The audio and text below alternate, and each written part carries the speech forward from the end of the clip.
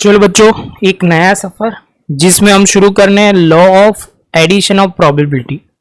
बच्चा ये थोड़ा ध्यान से समझना, तो आपको थोड़े नोटेशन, थोड़े आप बोलोगे सर वर्ड पे फोकस करना, नोट्स बनाना, सब एक लाइन सर सबसे ज्यादा बोलेंगे वो आप कहीं प्रॉपर लिख देना तो आपके लिए बहुत इजी रहेगा। अदरवाइज स्टूडेंट मैंने देखा है बहुत कंफ्यूज होता है ये पॉइंट में। बेसिकली ये इतना टफ है नहीं, लेकिन स्टूडेंट टफ बना देते हैं, कई बार मुझे ऐसे लगता है। तो बच्चा स्टार्ट करते हैं सबसे पहले law of addition of probability. Addition मतलब टोटल की बात हो रही है, तो कैसे उसका करना है वो पहले थोड़ा एक छोटा सा पैराग्राफ है वो पढ़ते हैं, फॉर्मूला पढ़ते हैं और आगे बढ़ते हैं। The rule of obtaining probability of occurrence of least one of the event A and B are the sample space of a random experiment is called the law of addition of a probability। बच्चा आपको ये पढ़ते वक्त थोड़े mind में back of mind A union B की probability आपको पता हो तो बहुत इजी लगेगा।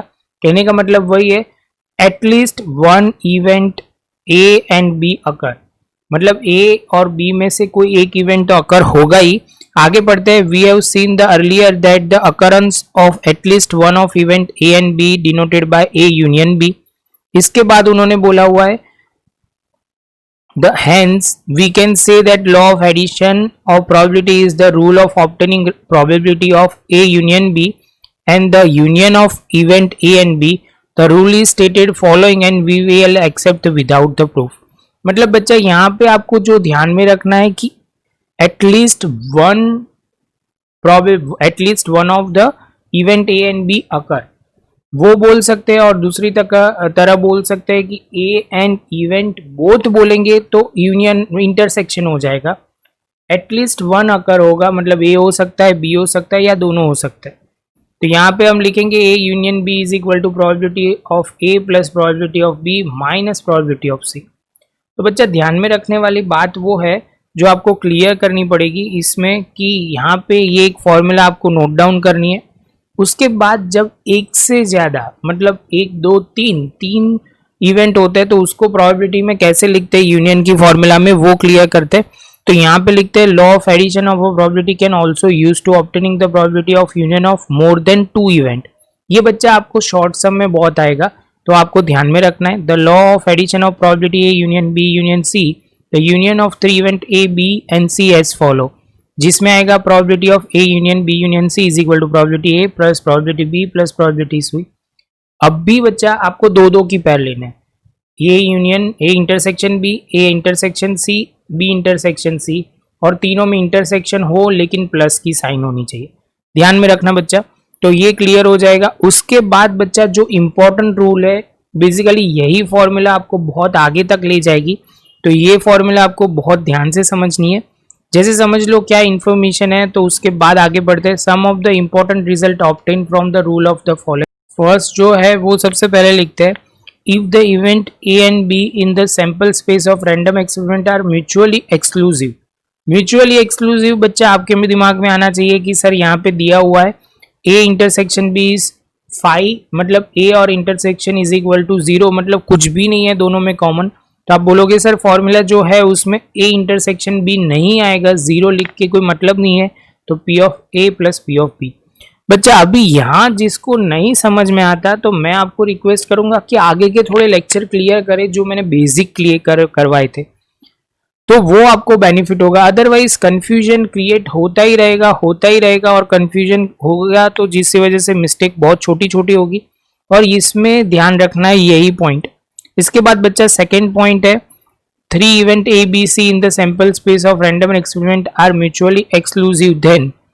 ये तीनों event A B C sample space में म्यूचुअली एक्सक्लूसिव होते हैं तो आप बोलोगे सर इसमें सिंपल ये जो होगा, सारे इंटरसेक्शन दिए हुए हैं वो क्या हो जाएंगे, 5 हो जाएंगे, 0 हो जाएंगे। तो 0 हो जाएंगे तो लिखने की जरूरत नहीं है, P A union B union C is equal to P of A plus P of B plus P of C.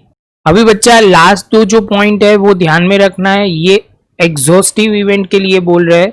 तो जब भी एग्जॉस्टिव इवेंट की बात होती है तो हम वो समझना शुरू करते हैं। Third point, if two event A and B in the sample space of a random experiment are mutually exhaustive, ये एक्सक्लूसिव है, म्यूचुअली एक्सक्लूसिव एंड एग्जॉस्टिव, मतलब दोनों है।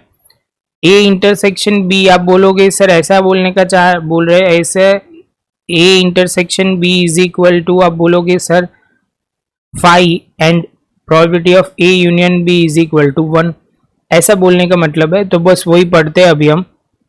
तो उसमें दिया हुआ है A union B, A intersection B is equal to phi and A union B is equal to U as P of, हमें पता है पी ऑफ इंटरसेक्शन जो होगा वो क्या है, जीरो है। जीरो है मतलब आप बोलोगे सर, और आपको दूसरा जो पता है कि दोनों का टोटल जो होगा वो 1 होगा।